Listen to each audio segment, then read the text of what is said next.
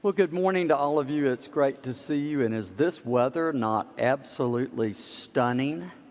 This is the reason we live in East Tennessee. Cool evenings and mornings, warmer days, blue skies. East Tennessee cannot be prettier, I'll tell you. It's quite lovely. A special day today. It's a lovely day. I have a little surprise. Crystal knows what it is, so you can't answer, but what is this? Oh, come on. Hey, everybody at home and away watching, they are awake. I swear they are. They just answered. It's a birthday present. And why do I have a birthday present? What? Lois's birthday. That's right. Somebody had the right answer. It's my wife's birthday. Jim Haslam loves that. You never forget your wife's birthday. Jim will tell you. Yes, it's for Lois, but not exactly. It's actually because this is a birthday, well, kind of a birthday celebration for St. Francis. Because today, October 4th, is actually St. Francis Day. And what a fun thing to do. So a little sight gag to get you focused with me. To focus on the thinking about the importance of St. Francis and how important is he? Amazingly important. Do you know there are more books written about St. Francis than only one other person in history? Who is that? Jesus. Did you know that? He has been studied, revered, adored, loved for 800 years and more. 12th century monk. Did you know he grew up wealthy? He's a wealthy young man. And something turned him away. He went to war. It changed him some. He had a deep conviction, deep vision with God that was very painful for him and drove him, pushed him, pulled him. And then when it awakened in him something that the world has never seen, grew. And then this whole St. Francis community grew around him and then grew around the world, and we get to live it today. There is no one way to talk about St. Francis. So I just want to tell you, what I'm going to talk to you about for a few minutes is going to do this. And that's exactly what I hope. Because he is in touch with something that is this. He's in touch with us as we are in touch with the universe. I mean, no joke. It is that expansive. And how important St. Francis is to the very root and tenor of Christian thought, and we're unaware of it. He rebalances all of our work ethic, that we've got to do it all. He rebalances that we are in charge because he makes God in charge. Don't forget it. Those two simple elements are enough, but it's larger, far larger than that. So, you know, we really could do this with one quick sentence, to be quite honest with you. Is my great colleague Tom Rasnick. How does he start his sermons? Apprehend God in all things, because God is in all things. And then he ends with, every living creature is a book about God. Quote from Meister Eckhart. And again, I could say that and sit down, because that's the point. God is in all things. Every living thing is a reflection of God. And I promise you, you don't daily believe that. And I don't either. Until I slow down and refocus and appreciate how deep a thought that is. That thought was what St. Francis lived. It was about appreciating the depth of what being alive means. And that God is in every breath that has ever been taken on this planet. Think about that. Yep, every breath, every exchange of carbon dioxide and oxygen, and every kind of creature. That's what St. Francis was able to somehow comprehend. I don't know how he did it. Now I've done with your head, because today, you know what it's really about? It's about something different. It's about your experience. So I really want you to go with me about experience. Did you notice how many of you saw the sun come up this morning? Anybody?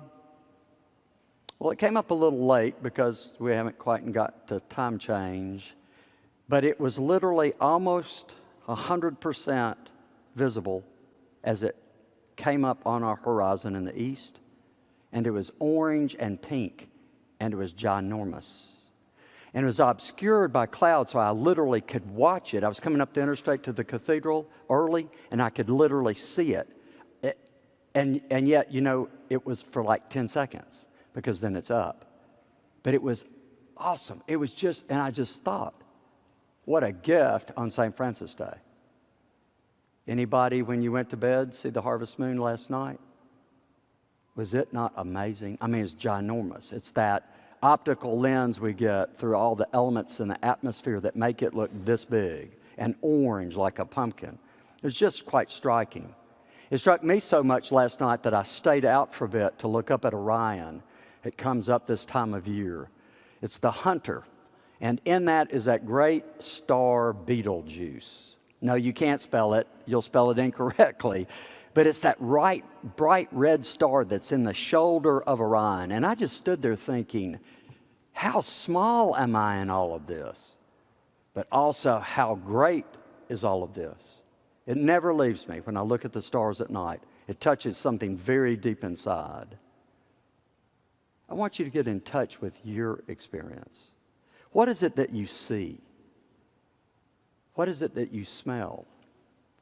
Do you? Did you hear the words of Job this morning? Who does not know? He's being pushy, a bit sarcastic toward us. Who does not know? How could you not know? The fishes, the birds of the air, they declare it. They teach us that every living thing and the breath of every living being is in the hand of the Almighty. Do you know it's 5,000 years old? That thought? We share a 5,000-year-old thought in our faith and our religion. Who could not know? Well, we often don't because we're not aware. We don't stop and slow down. I know I do not. Remember, we teach our children, stop. What is it you learned in Sunday school? What did you learn in primary class? Stop, look, and listen. It's the way you get to the bathroom, the way you get to the lunchroom. That's the way to live life. And we don't do it nearly enough. I know I do not. And the days I don't, I miss so much. St. Francis's Day is the day to remind us to do a bit of that. And if you do it, then do more of it. How much could be enough? It's a day to remind us that so often for our faith and in our faith, we must get out of our heads and into our experience. I'm going to say it again. I really want you to breathe it in. This day, of all days in our church year, is the day to get out of our heads and into our experience. Like this morning, we were at Lakeshore, and as soon as I said it, do you know what I experienced? I hadn't paid attention. My fingers were tingling. Why? The dew point was high, and the temperature was pretty low, actually. A lot lower than the weather people had told me. It was dipping on down there, and my fingers knew it. Didn't even pay attention to the temperature around me. We just roll through the day. So how is it that you attach to all of this magnificence around us all the time? I want you to capture one or two of those for yourself. Please do that. Please slow down. Please grab a hold of that. That is all St. Francis wanted people to do around him. You know, we treat him like he's that garden art for us, that little gnome that people think. And I say, nope, that's not a gnome. It's a saint. It's a Christian saint.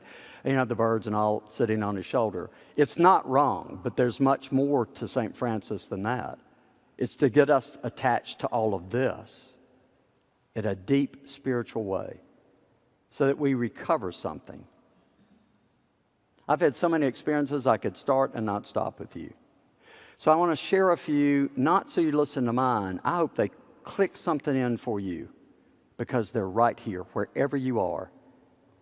Even if you're indoors, you still have these experiences. But most of us can be out of doors. When I was a young priest in Shelbyville, Tennessee, And I was wet behind the ears. I had lots of farmers in my small church. I really did. It was a lot of fun. And they were just the greatest people. And they all kind of took me under their wing. And I was learning to live in the country, and I really did enjoy it. Lois and I loved it in Shelbyville.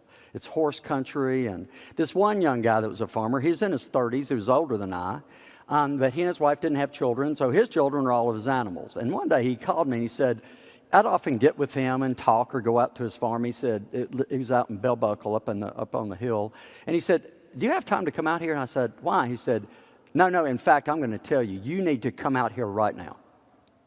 I said, something wrong? He said, no, I'm fixing to give you something, a gift that you can't imagine. I said, I'm in the car.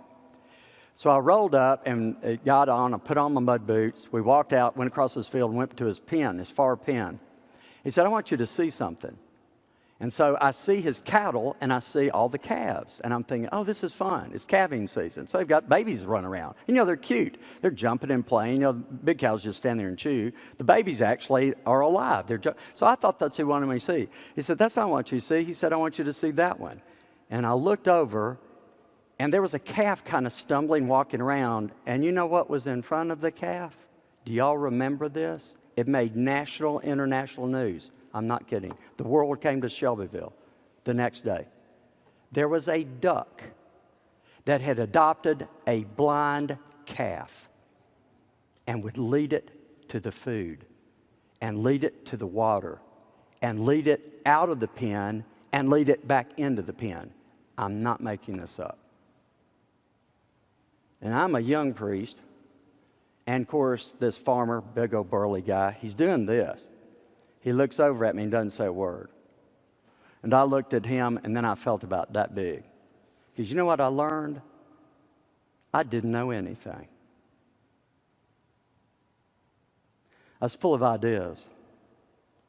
He had just given me a powerful experience to remind me of the mystery of what's around us and actually what is in us. The capacity for a duck to adopt a blind calf and know it was blind? Go figure.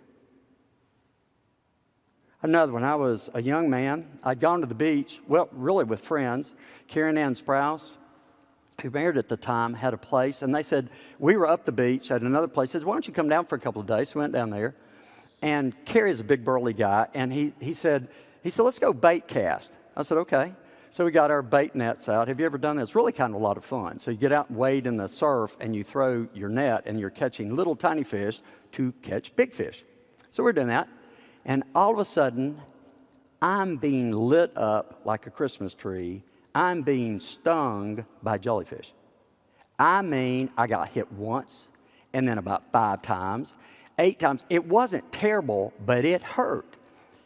I'm about to run out of the water. I'm grabbing the net. I was yelling. I said, I'm out of here. I look at Kerry. Kerry has this huge smile on his face. He just throwing that net. I said, are you not getting stung? He looked at me and said, John, life is full of roses, and they've got thorns on them. He taught me a lesson, a deeper lesson about the mystery of this world. Do you know that is the truth? Life does have pain in it and death in it. By the way, the St. Francis prayer that we often use in the back of your prayer book on page 833, if you want to find it and read it when you get home or you are at home, St. Francis knows that it is an all-inclusive package. Death is part of the deal. I do not like that. I would make it differently. But even in painful experiences is the mystery of what we get to experience. Another one. How many of you remember where you were during the eclipse? Raise your hands. It's participatory. You see, I bet you can taste it, feel it, and see it, can't you? Still. I was at 11,000 feet looking into a crater in the Wind Rivers. Almost makes me tearful. And when it was about 55 degrees, I was geared up pretty good. When the sun was covered, it got into the 30s. I didn't have enough gear on. I was freezing, and it got dark. And I was like you, again, thinking, my Lord, what do I miss? In fact, the whole world that was able to see it stopped, didn't it? A last one. Tom Rasnick and I went camping and hiking. His first long-distance hiking and camping. I'd done a little bit kind of where I had somebody teach us. So we were taken out. We stayed out about 10 days, 2 weeks. And we hiked, 12, 13, 14,000 feet. It was a lot of fun. But we had promised a parishioner that we would take ashes of her husband and leave them in the mountains because he loved the mountains. He was a physician, and he was an outdoorsman. So he said, okay. So Tom had packed the ashes in a container, and we were with the group, and we told them we were going to do this. And we had a certain place we were going to get because we were going to climb really high, and we were going to look, over the universe. So we were at like 10,000 feet, and you could see, we were craggy. We were out on this outcrop. We could see forever. I never will forget. It was so touching to me. Tom gently went over, took the ashes out, and he started saying the prayers of the burial office. It was so powerful. And then he took the ashes and poured them gently in his hand, and he went like this. He threw them. Well, guess what? The wind was going that way.